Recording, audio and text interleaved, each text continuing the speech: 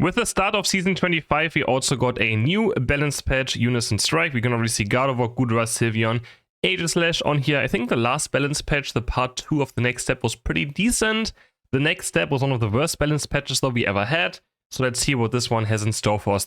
Remember guys, they randomly nerfed Sylveon, and now we see Sylveon up here again. So that's pretty funny for sure. So we're gonna start the first one with Goodra. Goodra getting another buff. The last buff was pretty much a joke, as they had Acid Spray and Whip buffed by 0.5 seconds.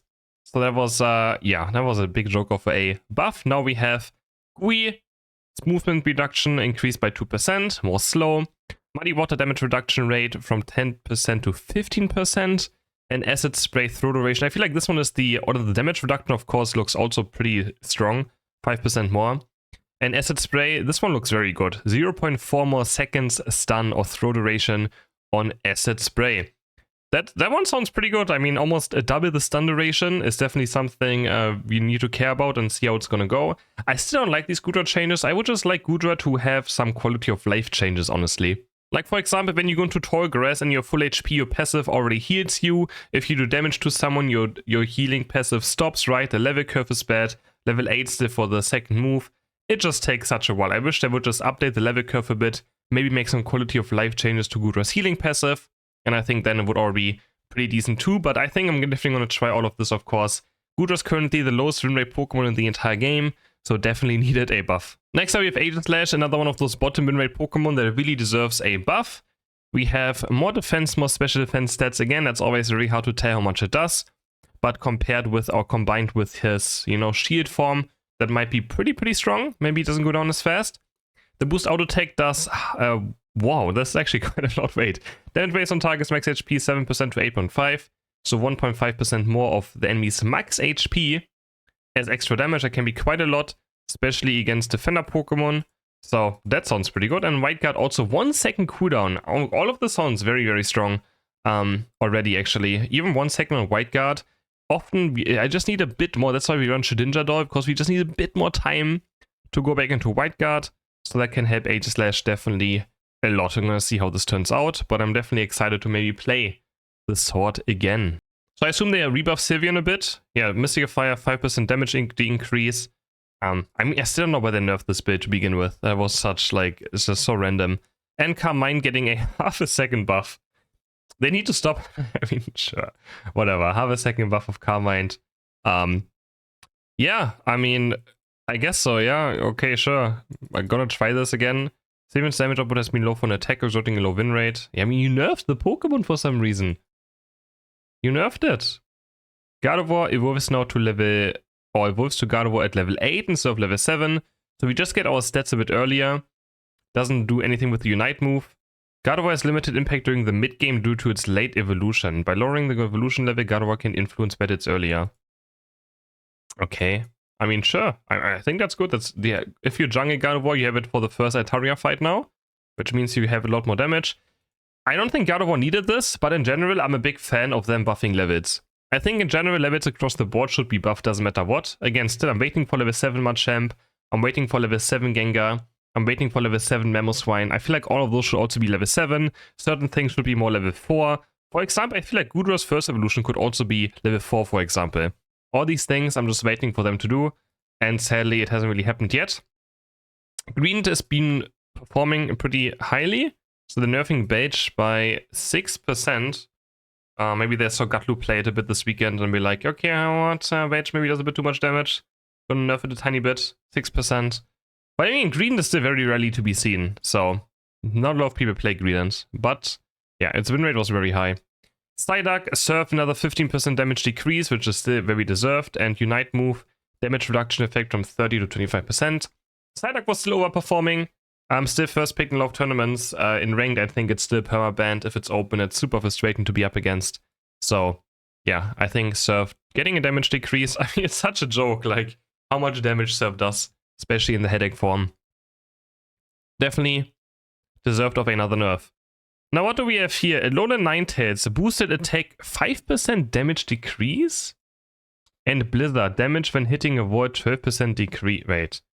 No, Ninetales maintained a high win rate due to its strong combination of hindrance, effects, and damage. I mean, honestly, I hate playing against Ninetales. I still thought the Pokemon was kind of mid, doesn't matter what. I mean, it was like a solid, I guess, B+ or A tier, which isn't really mid. It's still one of the better performing attacker. But I don't think it deserved a nerf. But honestly, if I have to play against less Ninetales, I mean, I'm not gonna mind, honestly. Do I think Ninetales deserved a nerf? Definitely not. They could have also just nerfed the hindrance, right? Like, keep the damage the same, but just nerf the stun duration. Now that would be fun. So we can actually move more against Ninetales while it still does damage, because now, again, it's gonna lose a lot of damage for absolutely no reason, and then it's probably not gonna get picked at all. Instead of turning it into another stun bot, how about we just nerf the stun duration and just maybe buff damage even a bit more? Those are things I would rather see. Like buff damage, nerf CC. Those are the things I would like to see. Umbreon getting nerfed. Again, of course, all of us, I think, know that Umbreon deserves nerfs. 1% currently the best defender Pokemon, pretty much does everything. And does everything a bit too good as well. So Wish getting a half a second cooldown nerf, which, I mean, these half a second things are kind of triggering me. But sure, half a second more cooldown. And the next part is more important. First hit damage of foul play, 20% damage decrease, and the second hit gets a 10% increase though. Which means that if you hit special attack Pokemon, you will lose a lot of damage. If you hit maybe, high physical attack Pokemon, it still maybe evens out in the end, but yeah. I think that's pretty fair. Foul play definitely did way too much damage. This kinda shifts that focus a bit, and you can also maybe dodge the second one a bit easier. I'm not sure. I mean, it did too much damage, doesn't matter what. Like, foul play did way too much damage. The fact that Wish and foul play Umbreon can hit triple 100,000 is ridiculous. It shouldn't be a thing. So, yeah. Very good. Now we have Urshifu Surging Strikes, a 10% damage increase. So they're not rebuffing the cooldown, but they just make Surging Strikes do more damage. It currently actually has a fine win rate, but I haven't really played it because I feel like it has been just pretty unfun. So I'm going to try that again. And damage defense reduction duration from 2 to 3 seconds. Okay. I mean, yeah, definitely going to try this again. Might be pretty strong. ZACIAN getting a buff. Now, that is scary. ZACIAN getting a buff. Energy required for enhancement from 8-12-15 to 5-8-10. Honestly, I do like that because it's very painful to have 8 Eos energy. But buffing ZACIAN is, I mean, this is pretty much how it used to be now. Again. But ZACIAN did lose a lot of damage, but oof, interesting. I'm gonna try some Sacred Sword ZACIAN again. Definitely with this buff. Wigglytuff, double slap damage decrease. Dazzling Gleam damage decrease. Questionable. Unite move, sheet amount increased, and duration increased. I mean, I guess they want to trade off, but I think they could have just left this the same way and just buffed this without it being, like, overpowered, right? In my opinion, at least. I don't think they had to nerf Wigglytuff's damage just to buff its Unite move. But, sure. I mean, again, Timmy sometimes just rolls a few dices and, they want to be like, okay, we nerf some damage, we give more support. But in the end, I think I'd rather have more damage to have, like, early game and laning phase, right? So, yeah. Blissey, Helping Hand. Oh, yes, please nerf this. I mean, right now I have a new hatred for duo-Qs because all of them are using Helping Hand and Safeguard Blissey. It's so painful to play against. They just pick some strong carry, Safeguard Helping Hand, and run through you the entire game. It doesn't matter which melee or rounder, which range Pokemon, it's super painful. And also Unite move of Blissey, which has been overpowered for a long time, gets a energy required of 25% decrease. So Unite move's gonna take a bit longer to come back up again. Overall, not the biggest patch. So how many buffs do we have? We have buffs to 1, 2, 3, 4, and 5, and 6, and I mean 6.5 Pokemon.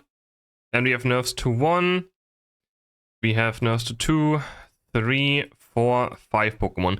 In general, I think there should always be more buffs than nerfs in a patch, because that makes it fun to play, right? You don't want to lock into a game and be like, oh yeah, my favorite Pokemon got nerfed. You wanna look into a game with more buffs. Darkrai not getting nerfed, but I think Darkrai shouldn't get nerfed. Darkrai should get rebalanced, right? Like Darkrai they need to think about what they want to do with Darkrai. They need to reduce its stun duration, maybe give it some more damage in return. But they have to rework Darkrai to just not be painful. Even though Darkrai's win rate is very mid, it's like 50% right now. It's still the most spent Pokemon, I think, almost in the entire game, just because it's not fun to be up against. Being stunned this often, this many times, for this long, it's just not fun. Honestly, this patch overall, maybe like a 6 out of 10. Not the worst, not the best, somewhere in the middle. Hope you guys enjoyed this video. Let me know in the comments what you would rate this patch. And I will see you all in my live stream or in my, balance videos later where I play all these Pokemon and showcase the buffs. Bye!